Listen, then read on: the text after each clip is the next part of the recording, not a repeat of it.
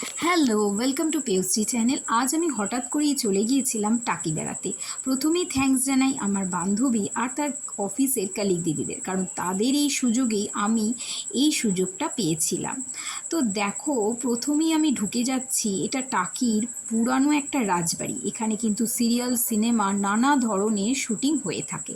আর চারিদিকটা এত ভালো লাগছে, আমরা সবাই ছবি তুলতে ব্যস্ত ছিলাম। রোদ ঝলমলে একটা পরিবেশ আর ফুল গাছ দিয়ে ঢাকা চারিদিকটা বেশ সুন্দর লাগছিল দেখতে।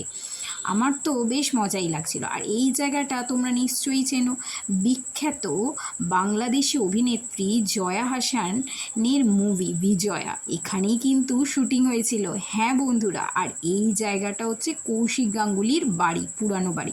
আমি তো দেখেই অবাক, এরকম বাড়ি ওই রকম মানুষের, ভাবাই যায় না সত্যি। কিন্তু উনি এখানে থাকেন না বটে, কিন্তু এখন আপাতত কিছু মানুষ এখানে ভাড়া থাকেন, তারা যদিও বিহারি। আর এই জায়গাটা হচ্ছে মিনি সুন্দরবন। সুন্দরবনে না গেলেও সুন্দরবনের খুব কাছে যে আসতে পেরেছি এটাই অনেক। আর এখান থেকেই একদম সামনে থেকে বাংলাদেশের বর্ডার, জাস্ট ভাবা যায় না, বাংলাদেশ যেটা যাওয়া কিন্তু খুবই কঠিন। আর এই রাজবাড়িটা দেখো, এটাও একটা পুরানো রাজবাড়ি। এখানে কিন্তু নানা ধরনের পিকনিক হয়ে থাকে এবং ভাড়াও দেয়া থাকে। টাটা।